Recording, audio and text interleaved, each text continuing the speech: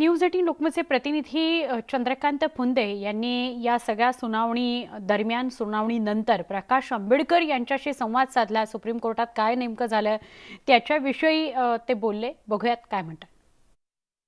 भाष्य करण्यासाठी आपल्या सोबत स्वतः घटनाचे अभ्यासक डॉक्टर प्रकाश आंबेडकर सर आहेत। मला सांगा सर, ही तारीख पे तारीख किती दिवस चालेल ते? मला वाटतं 1 ऑगस्ट कदाचित शेवटची होईल असं मला एकंदरीत दिसतंय।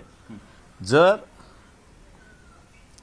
कोर्टाने ॲफिडेव्हिट दाखल करायला सांगितले आणि त्याच्याच बरोबर इश्यूज फ्रेम करायला सांगितलेले आहेत। हे इश्यू क्रिस्टल क्लिअर जर केले तर माझ्या दृष्टीने 1 ऑगस्टला याचा निकाल लागू शकतो। डिस्क्वालिफिकेशन लागतं की न लागतं, माझ्या दृष्टीने विचार केला तर ते 16 जणांना डिस्क्वालिफिकेशन लागतं।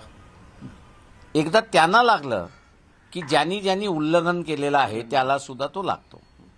पण याच्यात सर अडचण अशी आहे, आता अध्यक्ष बदलले, ज्यांनी डिस्क्वालिफिकेशनचं ही केली होती, कारवाई सुरू केली होती, ते उपाध्यक्ष झिळवळकर। आता एक लक्षात घ्या की जज येतात आणि जातात।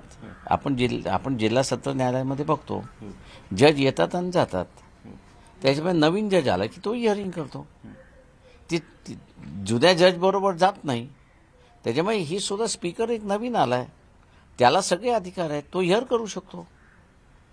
त्याच्यामुळे तिथे कुठेही मतभेद आहेत किंवा कायदा तिथे असताना स्पष्ट नाही असं कुठंच नाही आहे। हे होते आंबेडकर सर यांनी सांगितलं, जर इश्यू मर्यादित ठेवला फक्त डिस्क्वालिफिकेशन केस संदर्भात तर 1 तारखेला या सत्ता संघर्षाचा निकाल लागू शकतो। अर्थात त्यासाठी दोन्ही बाजूनी तेवढं फोकस राहणं गरजेचं आहे, अन्यथा पुन्हा ही गुंतागुंत आणि तारीख पे तारीख अशीच वाढत जाणार। व्हिडिओ जर्नलिस्ट गणेश कदमसह चंद्रकांत फुंदे, न्यूज 18 लोकमत, पुणे।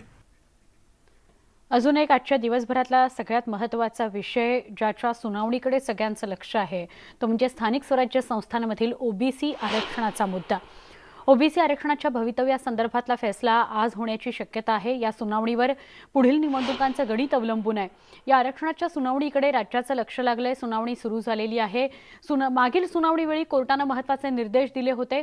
सध्या नव्या निवडणुका जाहीर करू नका असं म्हटलं होतं, मात्र आधी जाहीर केलेल्या निवडणुका थांबवता येणार नाहीत असेही निर्देश दिले होते। राज्य सरकारकडून यापूर्वीच स्थानिक स्वराज्य संस्थांमधील ओबीसी लोकप्रतिनिधींची संख्या आणि ओबीसींचे राजकीय मागासलेपण याबाबत असलेला बांधी आयोगाचा अहवाल सादर करण्यात आलाय। कोर्टाच्या निकालावरच आता ओबीसी आरक्षणाचं भवितव्य ठरणार आहे।